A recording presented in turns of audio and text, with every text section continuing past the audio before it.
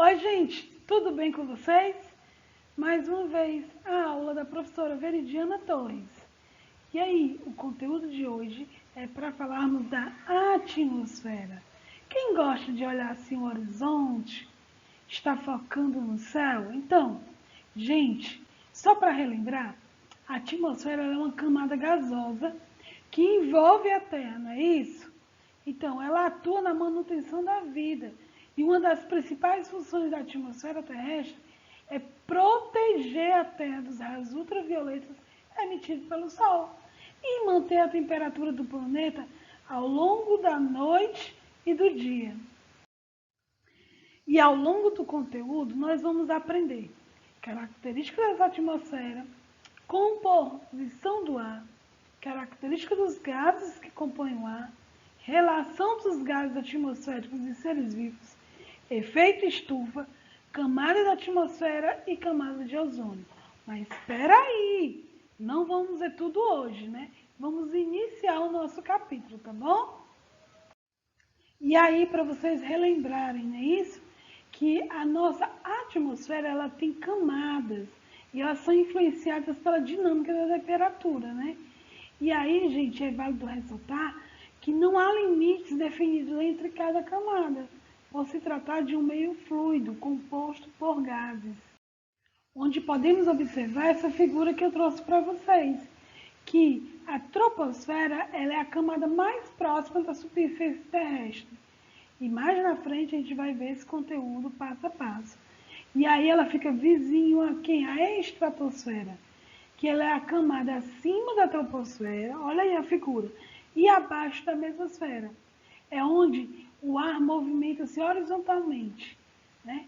E outra coisa para relembrar, gente, que na troposfera, que é a primeira camada, é onde acontecem os fenômenos meteorológicos e climáticos, chuvas, tempestades, ventos, enfim. Na mesosfera, que é a terceira, tá vendo? Ela é acima da troposfera e abaixo da termosfera. Ela ocorre a diminuição da temperatura e, apesar do aumento da altitude, ela atinge 90 graus centígrados no seu topo. Ela é considerada uma camada mais fria da atmosfera. Quanto mais distante da Terra, mais frio. E aí nós temos a termosfera. Onde é isso? É o quarto, olha só.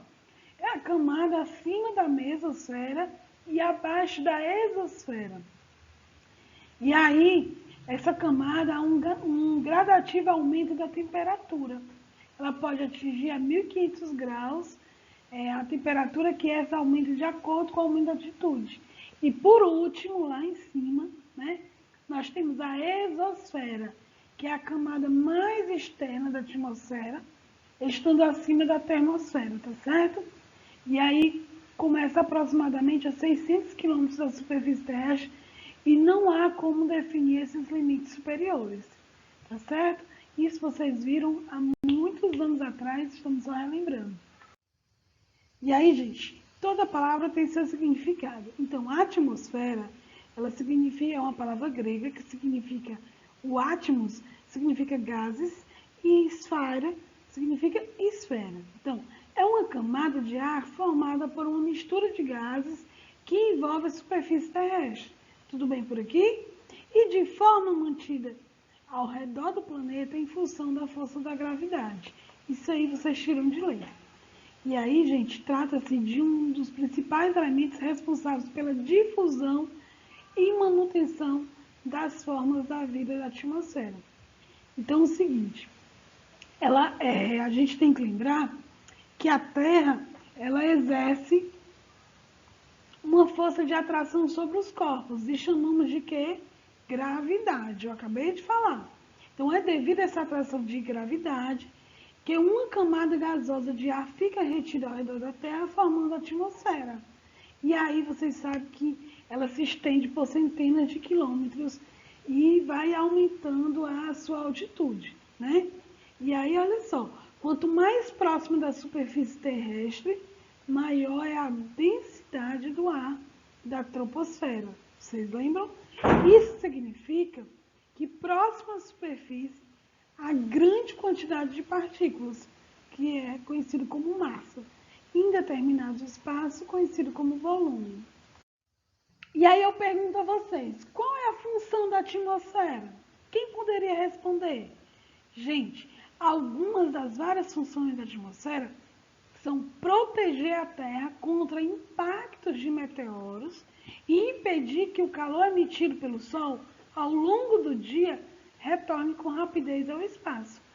Sabe por quê? Porque evita grandes amplitudes térmicas, auxiliando na manutenção da vida. E as suas funções também na atmosfera terrestre. E aí, quem poderia dizer? Olha só, eu vou dar 3. Filtrar a entrada da Terra em raios ultravioletas é uma das funções. Segundo, proteger a Terra de detritos de astros que se encontram no espaço, evitando que chegue à superfície. É tanto que quando colide alguma coisa, ela automaticamente explode lá fora, não deixa entrar, não é isso? E o terceiro, que é permitir que ocorra o chamado efeito estufa, né, que vamos pesquisar sobre isso. Fenômeno responsável pela manutenção da vida na Terra, mantendo estáveis as temperaturas do planeta. Se não houvesse esse fenômeno, gente, efeito estufa, as amplitudes térmicas seriam grandes, impedindo o desenvolvimento dos seres vivos. Então, é muito importante a gente saber qual é a função da atmosfera. E aí eu trago para vocês essa mesma imagem que tem no livro de vocês, né? Que nós, seres humanos, nós vivemos mergulhados aonde? Na troposfera. Só percebemos a existência do ar em determinados momentos, tais como quando é que você vai presenciar que tem ar ao nosso redor?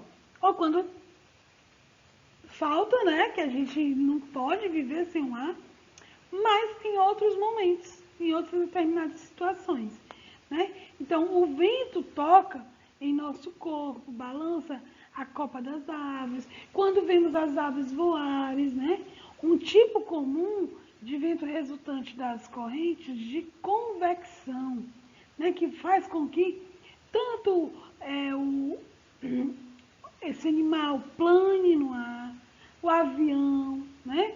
E aí, olha só, o Sol aquece o solo, que aquece o ar próximo, que expande e sobe. Isso é as correntes de convecção. O que é as correntes de convecção? É quando, professor, o Sol aquece o solo, tá? Que aquece o ar próximo, que expande e sobe, formando a chamada corrente térmica ou ascendente, tá? Então, o que acontece? O ar de cima, mais frio, desce, formando a corrente descendente, tá? Então, a movimentação de ar se dá pela diferença da densidade entre o ar quente, menos denso, e o ar frio, mais denso. Essas correntes, pessoal, térmicas, elas possibilitam aos planadores, né? Essa figura aí, devido a essas correntes, é que vai fazer com que eles planem no ar. As asas deltas permanecem por um bom tempo lá. E são elas também que permitem que as aves planem no ar. Como o urubu, que fica lá um bom tempo. Você fica olhando, ele está lá planando, nem mexe as asas, não é isso? Então, é por causa, né, dessas correntes de convecção. E aí eu trouxe outra figura que vocês possam ver e observar a presença do ar, né? Que é o quê? Um tornado, uma tempestade, onde você vai ver vários acúmulos de partículas e vai se transformar em algo. Então, na camada de ar da troposfera, acontecem constantes deslocamentos de massas de ar em todas as direções, resultado das diferenças de temperatura nas pressões, a pressão das regiões. Então, assim, ó, esse deslocamento, pessoal, costumam ser aproximadamente paralelos à superfície da Terra e também constituem os ventos. Olha só, o vento é, portanto, o deslocamento de certa massa de ar em relação à superfície da Terra. E aí esses ventos podem ocorrer por toda a troposfera com diferentes velocidades, né? Tem aquele que a gente mal percebe, tem aquele que balança as copas das árvores, tem algumas vezes que atinge alta velocidade, formando o quê? Furacões, ciclones, tornados, que podem causar grandes desastres. E aí, a gente, na região Nordeste, a gente fala de uma cultura popular do Saci Pererê, que ele se transforma em rei de moinho, né, e vai fazer as suas traquinagens. Então, a gente observa que nesse rei de moinho, né, tem o vento, né, tem a proporção do vento com aquela velocidade.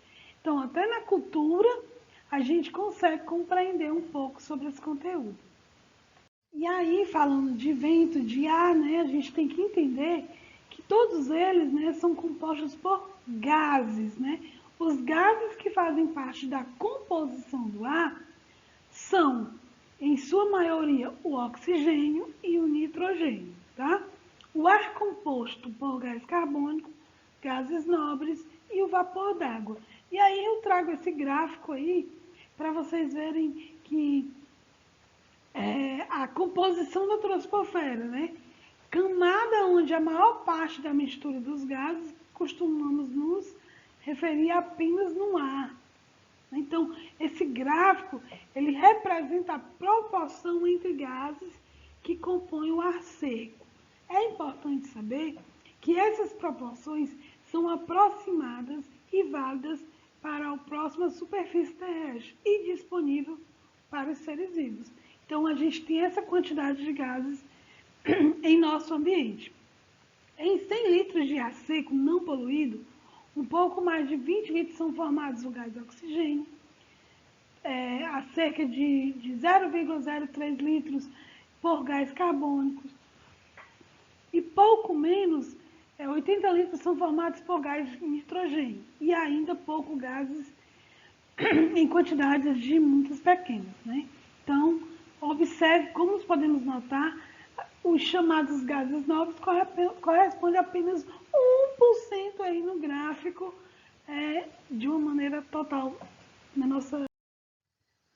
Bom, e o atmosférico ele é constituído por uma mistura de diversos gases, como eu havia falado, como nitrogênio, oxigênio, gás carbônico, gases nobres.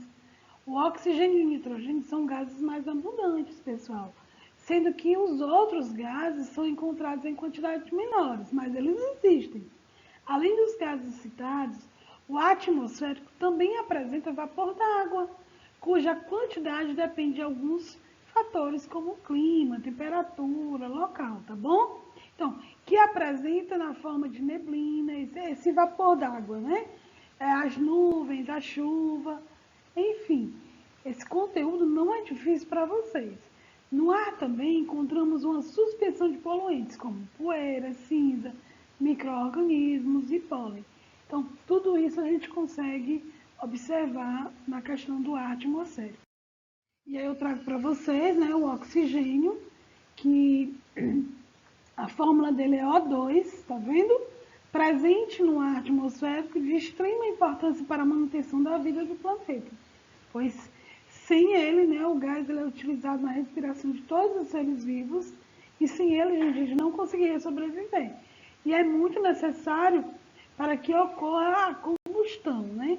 Então, calcula-se que o atmosférico seja composto aproximadamente por 21% de oxigênio, como foi mostrado lá no gráfico. E aí você já deve ter ouvido falar, né, nas proteínas, que as proteínas elas fazem parte da composição do corpo de todos os seres vivos. Mas, professora, por que tu está falando de comida? Presta atenção. Todas as proteínas, elas têm o quê? Nitrogênio em sua estrutura. E ele é formado por unidades menores, chamadas aminoácidos. Devemos ingerir, pessoal, diariamente alimentos com proteínas, pois elas são digeridas, transformadas em aminoácidos, tá bom? E aproveitados pelo corpo para a produção de proteínas. Além das proteínas, pessoal, o nitrogênio faz parte das moléculas de ácidos nucleicos, como o DNA, que armazena características hereditárias. E aí eu trago para vocês, né, o nitrogênio, que a fórmula dele é N2, ela compõe 78%, conforme o gráfico que eu mostrei anteriormente, né, do atmosférico, e é de extrema importância para todos os seres vivos, pois participa na formação de diversas moléculas orgânicas necessárias para seu metabolismo. De todos os organismos, apenas alguns micro-organismos são capazes de captar o nitrogênio, gente, que é o ciclo do nitrogênio, né? E aí ela é disponível na atmosfera e degradá-lo de forma que os seres vivos possam aproveitar. Por isso que eu trouxe aí o exemplo dos alimentos. E aí o famoso gás carbônico, gente, é fundamental para o processo da fotossíntese realizado pelos seres vivos que têm clorofila, como as plantas. E aí eu trago essa imagem só para vocês relembrarem, né, o processo da fotossíntese, né? Na fotossíntese, só lembrando, né, os seres clorofilados captam a energia da luz e sintetizam seus próprios alimentos orgânicos. E aí a partir de gás carbônico e água. Nesse processo, meus queridos alunos, a liberação do gás oxigênio, sendo os organismos fotossintetizantes a principal fonte de gás oxigênio no ambiente. Assim, as plantas produzem o seu próprio alimento utilizando o gás carbônico, que são quem, gente? Autótrofos. Vocês lembram disso? Eu acho que lembram. Então, quando respiram, as plantas, né? Os seres vivos, incluindo as plantas, liberam gás carbônico no ambiente. E aí a atividade de decomposição realizada por micro-organismos também libera o que, gente? O gás carbônico no ambiente. Existe, portanto, esse ciclo natural do gás carbônico na natureza. Simples exemplo de gás carbônico que é o processo de fotossíntese, não é isso? E aí o gás carbônico, a fórmula dele, eu trago aí para vocês, é o CO2, né? O 2 tem que estar minimizado.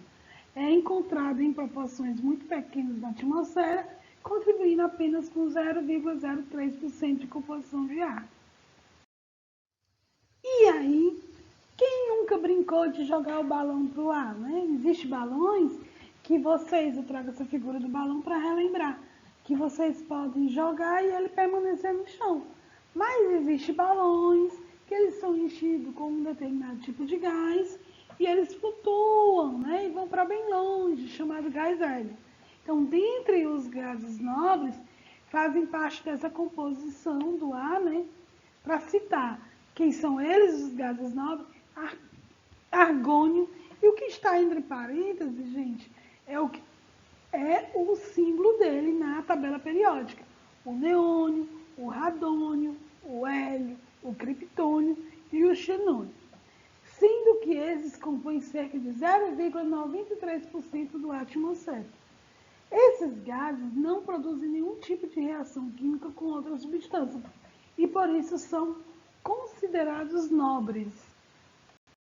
E por último, eu trago aqui o vapor d'água, né? Quem nunca entrou naquela chuveirada, você está com aquela temperatura e você vê, né, a gente chama de mormaço, subindo ali, né, aquela coisa e tal.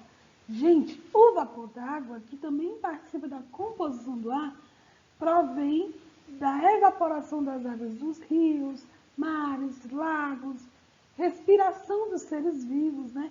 Transpiração das plantas, evaporação da água sobre o solo, a evaporação da água de dejetos como fezes, urinas de animais e tal. Então, tudo isso vem a questão do vapor d'água, né? Ele vai estar presente aí o ar no vapor d'água. E por hoje, gente, é só. Espero que vocês tenham gostado do conteúdo. Acessem o livro didático de vocês, que é muito importante. E me sigam no Instagram, passem e-mail para mim, respondam os comentários caso haja necessidade. E um grande beijo dessa professora Veridiana Torres. E até a próxima.